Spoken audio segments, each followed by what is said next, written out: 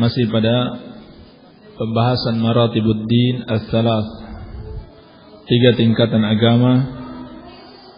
Pada tingkatan yang kedua, yaitu tentang al-iman,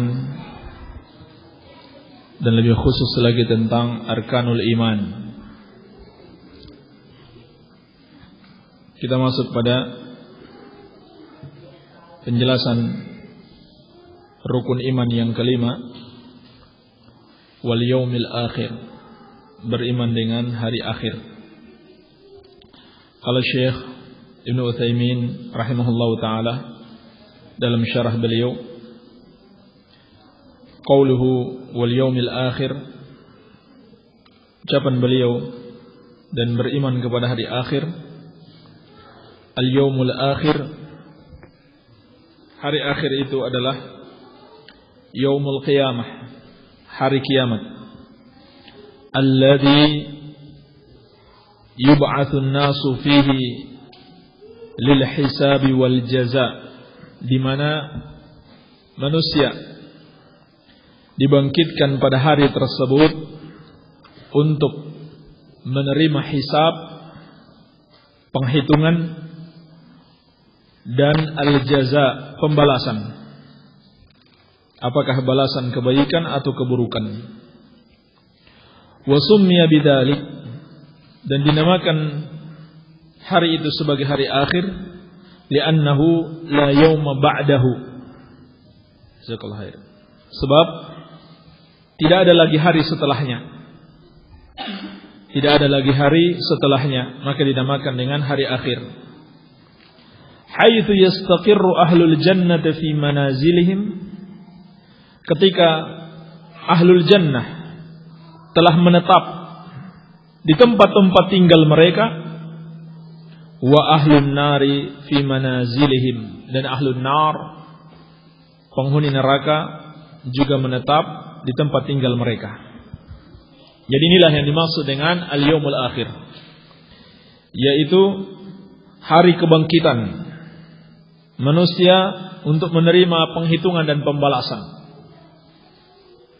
Dinamakan hari akhir karena tidak ada lagi hari setelahnya. Manusia akan terbagi dua, penghuni surga dan penghuni neraka. Dan sebagaimana dimaklumi, penghuni neraka itu terbagi dua. Ada yang kekal di dalam neraka untuk selama-lamanya, yaitu semua orang kafir kepada Allah, semua orang yang menyekutukan Allah. Dan ada yang tidak kekal, yaitu usatun minal mu'minin, para pelaku dosa besar dari kalangan kaum mukminin. Baik. Ini penjelasan Asy-Syaikh Ibnu Utsaimin rahimahullah secara khusus tentang al-yaumul akhir. Adapun penjelasan lebih detail, penjelasan yang lebih umum, bahwasannya al-yaumul akhir itu mencakup seluruh kejadian setelah kematian. Sebab hakikatnya seseorang apabila dia meninggal, maka telah tegak kiamatnya, telah tegak hari akhirnya. Sehingga ulama menamakan kematian seseorang itu juga sebagai yaumul qiyamah, yakni al-qiyamatus sughra, kiamat kecil. Sehingga yang lebih mencakup bahwa yang dimaksud dengan hari akhir adalah keimanan terhadap seluruh kejadian setelah kematian seseorang. Setelah ruhnya dicabut, bagaimana perjalanan ruhnya sampai dia dimasukkan ke dalam kubur, bagaimana keadaannya di kubur, sampai hari kebangkitan, sampai hisab, jaza, dan seluruh kejadian yang terjadi pada hari kiamat. Oleh karena itu, ada keterangan Syekh Shalih Al-Fauzan hafizahullah dalam syarah beliau mengatakan wal imanu bil yaumil akhir, dan beriman dengan hari akhir, huwal imanu bima ba'dal maut, yaitu beriman dengan apa yang akan terjadi setelah kematian. Ini yang lebih umum, lebih luas dan lebih mencakup seluruh makna beriman dengan hari akhir. Beriman dengan seluruh yang terjadi ba'dal maut, setelah kematian. Min adzabil qabri wa na'imihi, dari azab kubur dan nikmat-nikmatnya. Ini diantaranya. Wa su'alil malakaini fil qabr, demikian pula kita imani adanya pertanyaan dua malaikat di kubur. Wa kulli ma yakunu ba'dal qabri wa kullu ma yakunu ba'dal qabri fa huwa minal imani bil yaumil akhir. Demikian pula setiap yang terjadi setelah kubur, maka itu bagian dari keimanan terhadap hari akhir. Wa kadzalikal imanu bil ba'tsi wan nusyur. Kemudian kata beliau, demikian pula beriman dengan kebangkitan dan an-nusyur, pengumpulan manusia, wal mahsyar, dan adanya tempat pengumpulan tersebut, wal hisab, dan perhitungan, wa waznil a'mal, dan adanya penimbangan amalan-amalan, was sirat, dan adanya sirat, wal mizan, dan adanya timbangan, alladzi tuzanu bihil hasanat was sayyi'at, di mana akan ditimbang dengannya seluruh kebaikan-kebaikan dan keburukan. Wal jannati wan nar, demikian pula beriman dengan surga dan neraka. Fatafasilu ma yahsulu fil yaumil akhir nu'minu biha jumlatan wa tafsilan. Maka kata beliau, seluruh rincian yang terjadi pada hari akhir kita beriman dengannya jumlatan wa tafsilan, secara global maupun secara terperinci. Bidayatan minal maut, yang dimulai ketika kematian, ila an yastakhirra ahlul jannah fil jannah wa ahlun nari fil nar, sampai ahlul jannah menetap di jannah dan ahlun nar menetap di nar. Jadi ini kesimpulannya. Yang dimaksud dengan iman kepada hari akhir, beriman dengan seluruh kejadian dimulai setelah kematian sampai berakhir pada surga dan neraka, tempat kembali yang abadi, yang tidak akan fana, tidak akan hilang lagi tempat kembali tersebut, surga dan neraka. Kullu ma sahha min hadza nu'minu bihi.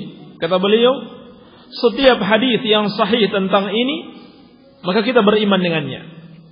Wala nasyukku fi syai'in minhu, dan kita tidak ragukan sedikit pun darinya. Faman syakka fi syai'in minhu fahuwa kafirun. Maka barang siapa yang ragu terhadap satu pun dari kejadian-kejadian yang terjadi pada hari kiamat, yang disampaikan di dalam hadis-hadis yang sahih, mulai kematian seseorang sampai terjadinya hari kiamat, sampai ahlul jannah menetap di jannah dan ahlul nar menetap di nar, siapapun yang mengingkari satu dari kejadian-kejadian ini, fahuwa kafir, maka dia kafir, murtaddun anil Islam, murtad dari Islam. Ini hukumnya. Jadi ini hukumnya. Seluruh ayat-ayat dan seluruh hadis yang berbicara tentang kehidupan setelah matinya seseorang, apakah sebelum dia dikuburkan, kemudian setelah dia dikuburkan sampai hari kiamat, kemudian kejadian-kejadian yang terjadi pada hari kiamat, sampai menetap ahlul jannah di jannah dan ahlun nar di nar, semua kejadian-kejadian tersebut yang dikabarkan di dalam ayat-ayat dan hadis harus kita imani. Satupun kita ingkari maka hukumnya adalah kekafiran terhadap yaumul akhir. Ini berat. Murtad hukumnya, keluar dari Islam. Kenapa? Karena hal itu termasuk dalam bagian keimanan terhadap rukun iman yang kelima, al-yaumul akhir.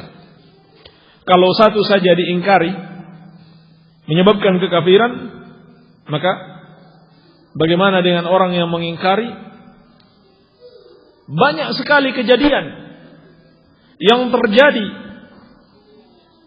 setelah kematian dengan alasan apa? Dengan alasan katanya hadis-hadisnya ahad. Ini bahayanya perbuatan bid'ah.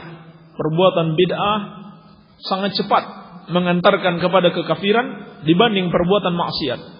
Bid'ah dan maksiat sama-sama dapat mengantarkan kepada kekafiran, tapi bid'ah lebih cepat. Bid'ah lebih cepat mengantarkan seseorang kepada kekafiran.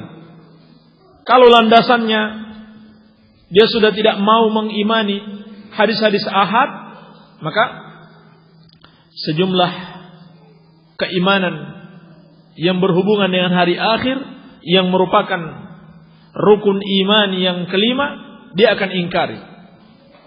Sebab menurutnya itu hadis ahad.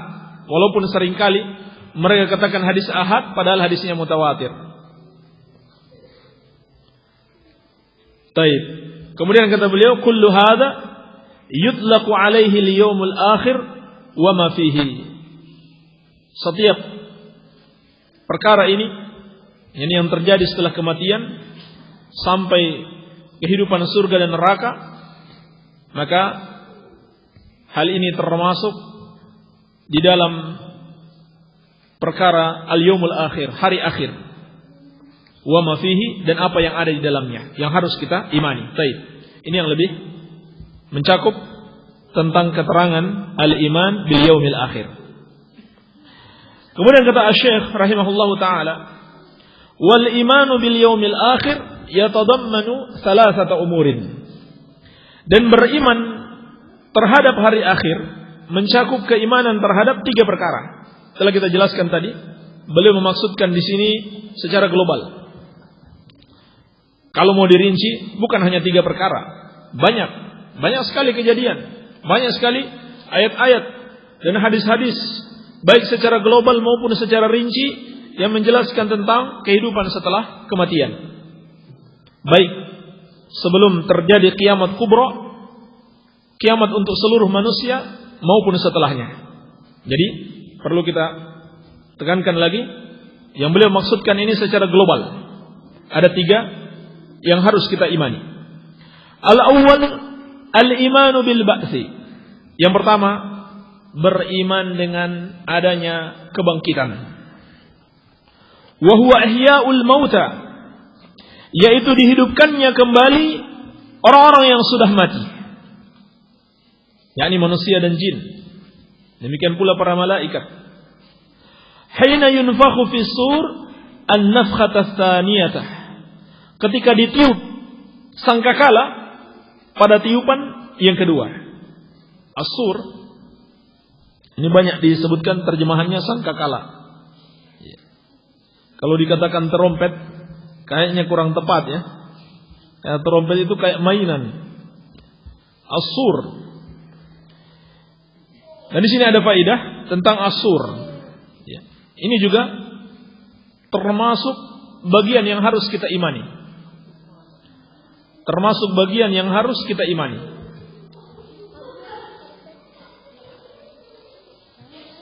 Yang mencakup keimanan terhadap hari akhir. Tercakup dalam keimanan terhadap hari akhir. Ulama ada 2 pendapat tentang makna as-sur. Jelaskan Imam Ibnu Katsir rahimahullah ketika menjelaskan tafsir surat Al-An'am ayat ke-73. Anda bisa rujuk tafsir Ibnu Katsir surat Al-An'am ayat ke-73, belum menjelaskan tentang makna as-sur, dan di situ ada hadis-hadis dhaif, perlu hati-hati darinya. Yang pertama, dia adalah jamak dari surah. Jamak dari surah. Tapi ini lemah, sebab kalau jamak surah maka akan dibaca dengan as-suwar. bukan as-sur. Padahal dalam ayat dan dalam hadis bacanya adalah as-sur. Ini pendapat yang lemah. Pendapat yang kedua yang kuat, maknanya adalah al-qarn. Al-qarnu, tanduk. Jadi dia adalah sebuah sangkakala yang dapat ditiup, bentuknya seperti tanduk. Ini berdasarkan hadis yang sahih diriwayatkan oleh Imam Ahmad, Abu Daud dan Tirmidzi dari sahabat yang mulia Abdullah bin Amr bin As radhiyallahu taala anhuma, dan disahihkan oleh Syekh Al-Albani dalam Sahih Al-Jami', bahwasannya ada seorang A'rabi datang kepada Rasulullah sallallahu alaihi wasallam. Seorang Arab Badui. Qala A'rabi, "Ya Rasulullah, wa mas-sur?" Orang Arab Badui ini bertanya, "Ya Rasulullah, apa itu as-sur?" Sangkakala. Qala qarnun yunfakhu fihi. Maka Rasulullah sallallahu alaihi wasallam bersabda, dia adalah tanduk yang ditiup padanya. Baik. Kemudian juga dijelaskan dalam hadis yang sahih, hadis Zaid bin Arqam yang diriwayatkan oleh Imam Ahmad dan yang lainnya. Rasulullah sallallahu alaihi wasallam bersabda, "Kaifa un'amu wa sahibul qarn qad iltaqama al-qarna." Bagaimana aku akan hidup nikmat? Aku akan hidup dalam keadaan enak-enakan. Sedangkan sahibul qarn, yang peniup sangkakala itu, qad iltaqama al-qarna, telah meletakkan mulutnya pada sangkakala tersebut. Jadi dia sudah siap. Jadi malaikat ini Allah ciptakan untuk meniup sangkakala, dan ketika sangkakala belum ditiup dia sudah siap. Ketika sangkakala itu diciptakan dia sudah siap sampai hari ini. Wahana jabhatahu, dan dia memalingkan keningnya, yusamma'u, siap-siap mendengarkan, hatta yu'maru fayanfukha, sampai ketika dia sudah diperintahkan maka dia akan meniupnya. Maka ini diantara perkara yang membuat Rasulullah sallallahu alaihi wasallam tidak hidup dalam keadaan bergelimang kenikmatan dunia. Untuk apa? Mengejar kehidupan dunia. Untuk apa? Capek-capek mencari kenikmatan dunia, padahal malaikat yang ditugaskan meniup sangkakala yang akan mematikan seluruh makhluk itu sudah siap meniupnya, tinggal tunggu perintah. Dan dalam riwayat yang lain, hana dhahrahu yanzuru tujahal arsy, dia memalingkan punggungnya dan dia terus melihat ke arah arsy. Ka'anna ainaihi kaukabun durriyan, seakan-akan dua matanya bagaikan permata yang bercahaya. Lam yatrif qat makhafata an ya'mura qabla dhalik, yang tidak pernah dia kedipkan. Kedua matanya selalu terbuka. Dia lihat terus ke arah arsy yang di atasnya Allah Subhanahu wa taala. Kenapa dia lihat terus dan matanya tidak pernah berkedip? Karena dia khawatir jangan-jangan dia diperintah, lalu dia dalam keadaan tidak siap. Subhanallah, dia sudah siap untuk meniup trompetnya, yakni meniup sangkakala. Dan siapakah dia? Sahibul qarn ini, ulama sepakat beliau adalah Israfil. Namanya adalah Israfil berdasarkan dalil-dalil yang ada. Telah dinukil ijma' ulama oleh Imam Al-Qurtubi dalam kitabnya At-Tadhkirah halaman 208. Demikian pula Al-Hafidz di dalam Al-Fath juz ke-11 halaman 368. Ijma' ulama berdasarkan dalil-dalil yang ada, sahibul qarn yang akan meniup sangkakala tersebut adalah malaikat yang bernama Israfil. Dan kalau ada yang tanya, apa tugasnya sekarang? Tugasnya itu tadi. Sekarang dia sedang menunggu, dan dia sudah siap, sudah ada di mulutnya, tinggal ditiup. Baik. Kemudian ulama khilaf tentang berapa tiupan yang akan ditiup oleh malaikat Israfil alaihi salam. Dan di sini Syekh Ibnu Utsaimin rahimahullahu taala berpendapat dengan 2 tiupan. Ada 2 pendapat ulama. Pendapat yang pertama, tiupannya 2 kali. Tiupannya 2 kali. Yang pertama adalah nafkhatul faz'i. Nafkhatu al-faz'i. Tiupan yang mengejutkan sekaligus mematikan. Sekaligus nafkhatus sa'qi. Mengejutkan dan mematikan. Dan tiupan yang kedua adalah nafkhatul ba'si.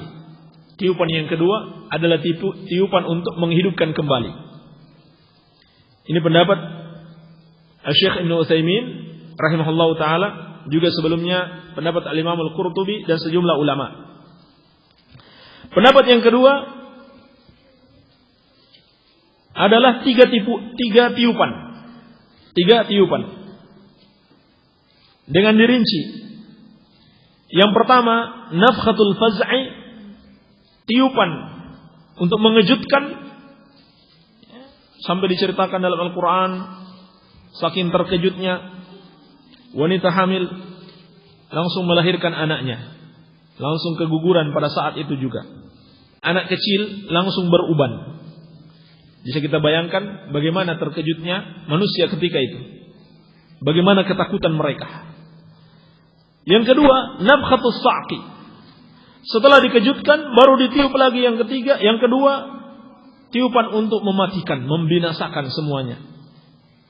Kemudian yang ketiga baru nafkhatul ba'thi. Baik. Kalau kita perhatikan khilaf ulama ini tidak terlalu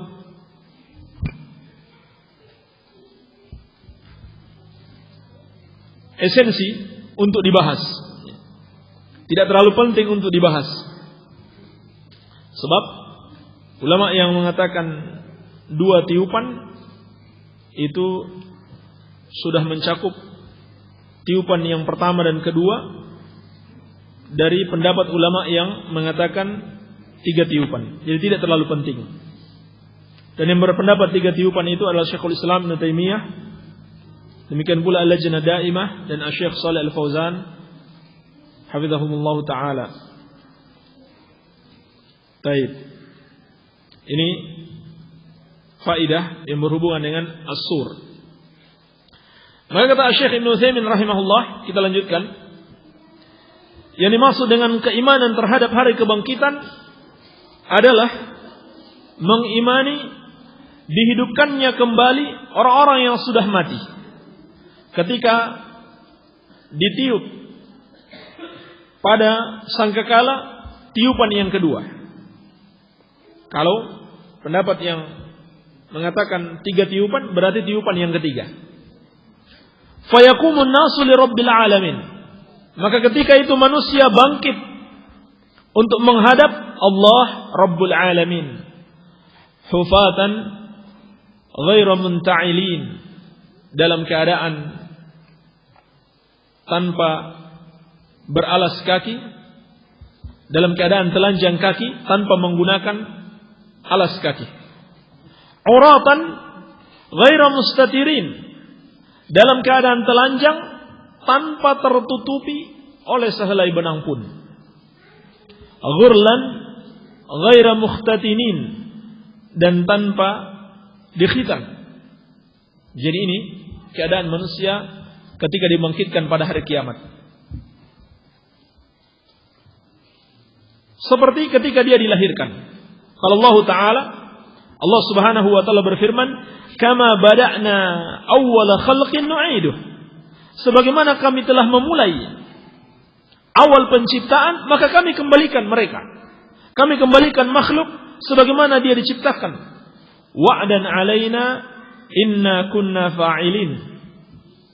Janji atas kami, sesungguhnya benar-benar kami akan melakukannya. Surat Al-Anbiya ayat ke-104.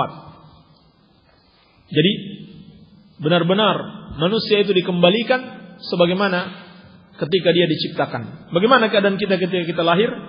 Tidak ada pakaian yang kita gunakan. Demikian pula tidak ada sandal yang kita gunakan. Dan tanpa dikhitan. Kemudian kata beliau, wal ba'tsu haqqun tsabitun dalla 'alaihi al-kitab was sunnah wa ijma'ul muslimin. Dan adanya kebangkitan merupakan sesuatu yang hak, yang sabit, yang ditunjukkan oleh Al-Quran, Sunnah, dan kesepakatan seluruh kaum muslimin. Jadi tidak mungkin ada seorang muslim yang mengingkari lagi Al-Quran, Sunnah, dan ijma' kesepakatan seluruh muslimin. Artinya kalau seorang mengingkari, maka dia bukan muslim. Kalau Allah Ta'ala dalil dari Al-Quran, Allah Subhanahu wa taala berfirman, "Tsumma innakum ba'da dzalika lamayyitun, tsumma innakum yaumal qiyamati tub'atsun." Sesungguhnya kalian setelah itu akan mati, kemudian setelah hari kiamat kalian akan dibangkitkan. Surat Al-Mu'minun ayat 15 sampai ke 16. Adapun dalil dari As-Sunnah yang menunjukkan adanya hari kebangkitan, waqala Nabi sallallahu alaihi wasallam, Nabi sallallahu alaihi wasallam bersabda, "Yuhsyarun nasu yaumal qiyamah hufatan ghurla." Manusia akan dibangkitkan, dikumpulkan pada hari kiamat dalam keadaan telanjang tanpa dikhitan. Muttafaqun alaih, diriwayatkan oleh Al-Imam Al-Bukhari dan Imam Muslim. Dalam lafaz yang lain, hufatan uratan ghurla, tanpa beralas kaki, telanjang dan tanpa dikhitan. Dan disebutkan di situ Aisyah radhiyallahu anha bertanya kepada Rasulullah sallallahu alaihi wasallam, bagaimana bisa laki-laki dan wanita bertemu dalam suatu tempat, bahkan seluruh manusia bertemu di satu tempat, dikumpulkan dalam satu tempat, dalam keadaan mereka tidak menggunakan pakaian, tidak menutup auratnya. Tentunya akan saling malu. Maka Nabi sallallahu alaihi wasallam bersabda, "Al-amru a'zamu min dzalik." Perkara yang mereka hadapi itu lebih besar dari hal itu. Yakni karena saking takutnya menghadapi hisab wal jaza, penghitungan dan pembalasan, sehingga lupa manusia dengan rasa takut. Lupa dengan rasa takut. Jadi bisa kita bayangkan bagaimana ketakutan manusia pada hari itu. Luar biasa. Luar biasa ketakutan manusia pada hari tersebut. Sampai-sampai malunya sudah dia lupakan. Wa ajma'al muslimuna ala thubutihi.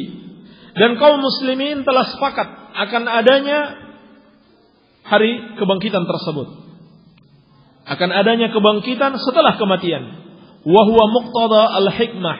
Dan ini merupakan keharusan dari sebuah hikmah. Haitsu taqtadi ayaj'al Allah Ta'ala li hadhihi al-khaliqah ma'adan yujazihim fihi ala ma kallafahum bihi ala alsinati rusulihi. Sudah menjadi suatu keharusan yang dapat dipahami oleh akal yang sehat. Ketika Allah Subhanahu wa taala menciptakan makhluknya, maka Allah juga menjadikan tempat kembali mereka. Di mana di tempat kembali tersebut Allah akan membalas mereka atas apa yang Allah bebankan kepada mereka melalui lisan para rasulnya. Ini sudah merupakan keharusan dari hikmah Allah. Allah Subhanahu wa taala memberikan kewajiban kepada kita, kita tunaikan, maka mestinya ada balasan. Allah Subhanahu wa taala melarang kita untuk mendekati yang haram dan kita sudah berusaha melakukannya, maka mestinya ada balasan. Qala Allah taala, Allah Subhanahu wa taala berfirman, "Afa hasibtum annama khalaqnakum 'abatan wa annakum ilaina la turja'un?" Apakah kalian kira kami ciptakan main-main dan kalian tidak akan dikembalikan kepada kami? Maka kalau seorang tidak beriman dengan adanya hari kebangkitan, berarti sama saja dia menuduh Allah Subhanahu wa taala menciptakan makhluknya cuma main-main belaka. Tidak ada yang namanya hari kebangkitan kembali. Maka ini sangat jauh dari hikmah Allah Subhanahu wa taala. Jadi termasuk hikmah Allah yang sangat besar, Allah ciptakan adanya hari kebangkitan sebagai balasan atas kewajiban-kewajiban yang Allah telah tetapkan melalui lisan para rasul alaihi wassalatu wassalam. Surat Al-Mu'minun ayat ke-115. Wa qala li nabiyhi sallallahu alaihi wasallam, dan Allah berfirman kepada nabinya sallallahu alaihi wasallam, innal ladzi farada 'alaikal qur'ana laradduka ila ma'adin. Surat Al-Qasas ayat ke-85. Sesungguhnya yang telah mewajibkan atas engkau Al-Qur'an, dialah yang akan mengembalikan engkau ke tempat kembalimu, yakni membangkitkan engkau kembali. Dalam ayat ini Allah Subhanahu wa taala memberikan pengabaran. Diwajibkan atas engkau Al-Qur'an, engkau amalkan, lalu engkau akan dikembalikan kepada Allah Subhanahu wa taala untuk apa? Untuk menerima pembalasan atas apa yang engkau amalkan dari Al-Qur'an tersebut.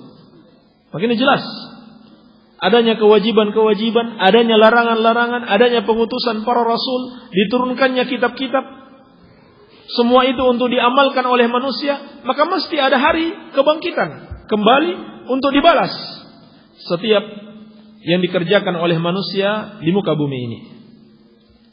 Maka orang yang tidak beriman dengan adanya hari kebangkitan, sama saja dia menuduh sia-sia penciptaan makhluk, sia-sia diturunkannya para rasul, sia-sia diturunkannya kitab-kitab. Tidak ada gunanya sama sekali kalau tidak adanya hari kebangkitan. Oleh karena itu, keimanan terhadap adanya hari kebangkitan adalah sebuah rukun iman yang sangat penting dalam kehidupan seorang hamba. Barangkali kita cukupkan dulu, semoga ada manfaatnya. Lebih dan kurangnya saya mohon maaf. Subhanakallahumma bihamdika, asyhadu an la ilaha illa anta, astaghfiruka wa atubu ilaik. Wa sallallahu ala nabiyyina Muhammadin wa alihi wasallam. Walhamdulillahi rabbil alamin.